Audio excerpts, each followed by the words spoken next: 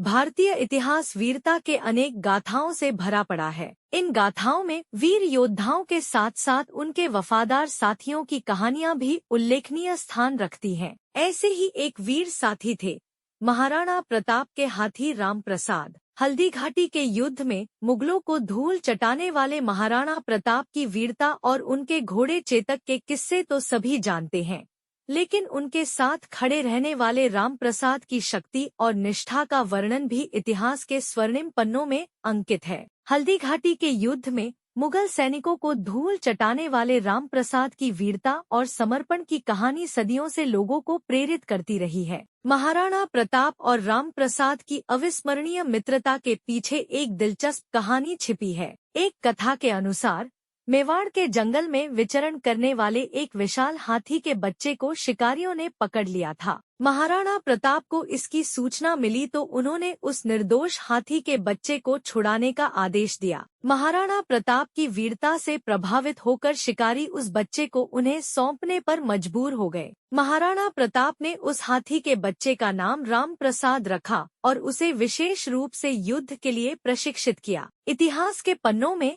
राम प्रसाद की वीरता और समर्पण के किस्से अमर हैं। हल्दी घाटी का युद्ध राम प्रसाद के शौर्य का सबसे प्रसिद्ध उदाहरण है। मुगल सेना की विशाल संख्या के सामने मेवाड़ की सेना कमजोर स्थिति में थी। ऐसे विकट परिस्थिति में राम प्रसाद महाराणा प्रताप के लिए एक शक्तिशाली सहारा बनकर खड़ा हुआ। युद्ध के दौरान राम प्रसाद अपनी विशाल काया और अमोघ बल से मुगल सैनिकों पर कहर बनकर बरपा। युद्ध भूमि में उसकी दहाड़ से मुगल सेना में खलबली मच जाती थी। कई मुगल हाथियों को भी राम प्रसाद ने धूल चटाई। युद्ध के दौरान वीरता पूर्वक लड़ते हुए राम प्रसाद अकेला पड़ गया।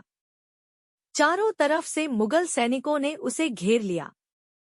राम प्रसाद ने हार मानने के बजाय अपनी विशालकाय देह से मुगल सैनिकों को रौंदता रहा। हालांकि राम प्रसाद की अद्भुत शक्ति के सामने मुगल सैनिकों की संख्या बहुत अधिक थी। अंततः वे राम प्रसाद को वश में करने में सफल हुए।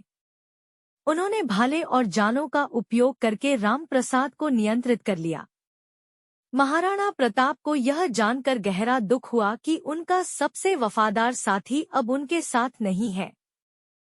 हल्दी घाटी के युद्ध में बंदी बनने के बाद भी राम प्रसाद की महाराणा प्रताप के प्रति स्वामिभक्ति कम नहीं हुई। बंदी बनाए जाने के बाद उसे अकबर के दरबार में लाया गया।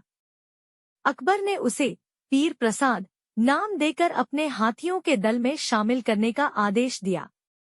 लेकिन राम प्रसाद ने मुगल सम्राट के सामने कभी घुटने नहीं टेके।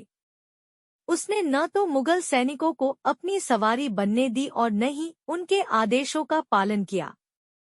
दरबारी हाथी महावत उसे तरह तरह के प्रलोभन देते थे, लेकिन राम प्रसाद अडिग रहा।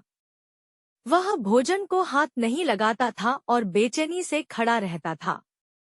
उसकी आंखों में हमेशा एक ही सवाल झलकता था, महाराणा प्रताप कहाँ है?